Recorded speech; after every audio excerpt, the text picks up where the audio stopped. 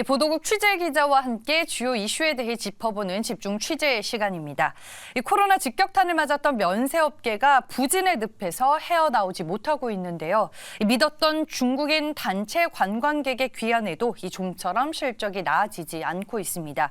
이 스튜디오에 나와 있는 취재 기자와 이 면세업계 현황에 대한 자세한 얘기 나눠보겠습니다. 구민정 기자, 안녕하세요. 안녕하세요. 네, 이 중국인 단체 관광객 일명 6호가 돌아왔지만 그 영향력이 기대 이하라고요. 네, 그렇습니다. 이 중국인의 한국 단체 관광이 지난 8월 재개됐습니다. 중국 의존도가 높은 면세업계는 당연히 단체 관광 재개에 따른 유커 특수를 기대했는데요. 그러나 기대와는 달리 유커의 효과는 미미했습니다. 먼저 사드 제재 이전 중국인 관광객이 하루에 10,000명 이상 방문을 했다면 현재는 10분의 1 수준인 1,000명으로 줄어 절대적인 방문량이 줄었고요. 게다가 중국인의 해외여행이 단체 관광에서 개인 관광으로 바뀌는 추세고 또 씀씀이도 예전 같지 않다고 합니다. 40, 50대 위주 단체 관광객의 자리를 20, 30대, MZ세대의 개별 관광객이 대체했기 때문인데요. 관련해서 업계 관계자 이야기 들어보겠습니다. 중국 방한단체 관광 허용으로 인해서 저희 면세업계도 기대감이 컸었는데 현재 경기 침체 때문에 회복이 예상보다 더딘 상황입니다. 현재 젊은 연령대의 개별 여행객들이 한국을 찾아주고 있지만 기존 유커들보다 구매력이 낮은 것으로 분석되고 있습니다. 네, 실제로 이들은 면세점을 찾기보다는 SNS상에서 유명한 맛집이나 인기 장소를 찾는 경우가 더 많은 것으로 알려졌는데요.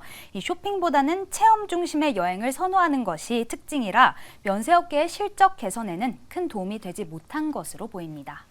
네, 그렇군요. 6호의 소비력 감소와 면세업계 부진으로 타격을 입은 업종이 또 있는데 구민정 기자, 어떤 업종이죠?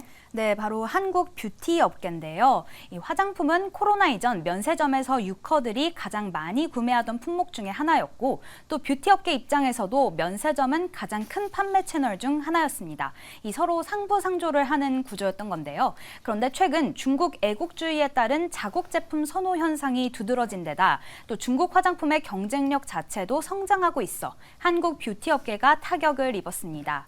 실제로 한국 뷰티 업계의 양대 산맥이라고 할 수 있는 아모레퍼시픽과 LG 생활건강의 3분기 영업이익이 지난해 같은 기간 대비 각각 8.2%, 32.4% 줄어들기도 했습니다. 이 얘기를 들어보니까 면세업계와 뷰티업계가 함께 실적 악화를 겪으면서 시장 상황이 더 어려워지는 것 같은데요. 지금 이 중국인 단체 관광 허용 외에도 올해 면세업계 판도를 뒤바꿀 만한 큰 변화가 또 있었잖아요. 네, 그렇죠. 앞으로의 10년이 걸린 인천공항 출국장 면세점 사업자로 이 신라, 신세계, 현대백화점 면세점이 선정됐습니다. 반면 입찰에서 탈락한 롯데면세점은 지난 6월 말 영업을 끝으로 22년 만에 인천공항 면세점 사업에서 철수하게 됐는데요. 이 롯데면세점은 오히려 공항에 지불하는 임대료에 대한 압박에서 벗어난 이 상황을 기회 삼아 시내 면세점과 온라인 면세점 그리고 해외 사업에 박차를 가한다는 계획입니다. 그런데 인천공항 면세점 말고도 아직 면세업계를 뒤흔들 만한 변수가 더 남아 있다고요? 네, 그렇습니다. 먼저 한중 국제여객선이 오가는 인천항 국제여객터미널에서 처음으로 면세점을 운영하는 방안이 추진될 예정입니다. 면세점 사업자 입찰은 내년 초에 진행될 예정인데요.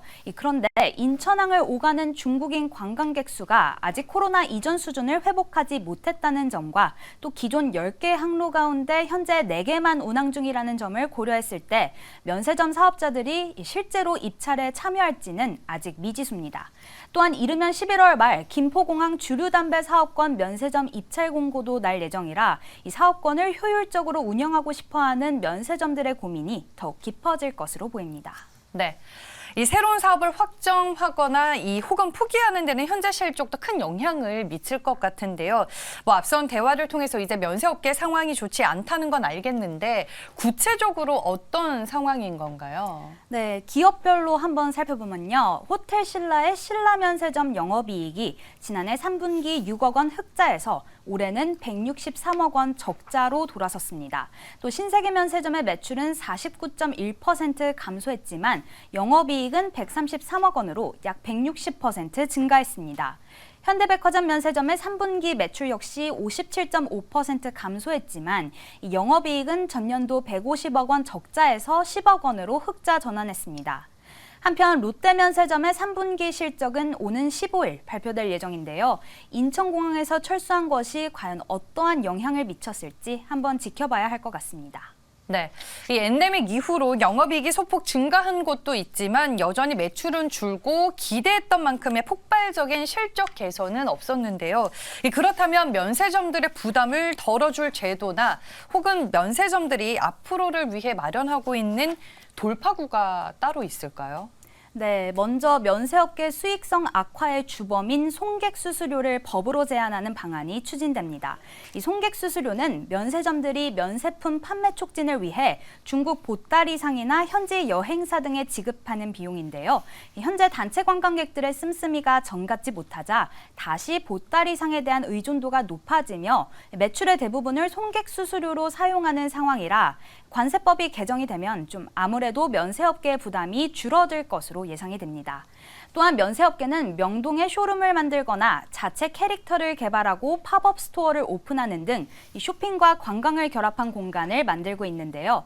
변화한 관광 추세에 맞춰 면세점을 종합 체험 공간으로 탈바꿈하려는 시도로 보입니다. 네, 알겠습니다. 지금까지 구민정 기자와 면세업계 현황에 대해서 자세히 알아봤습니다. 오늘 말씀 고맙습니다.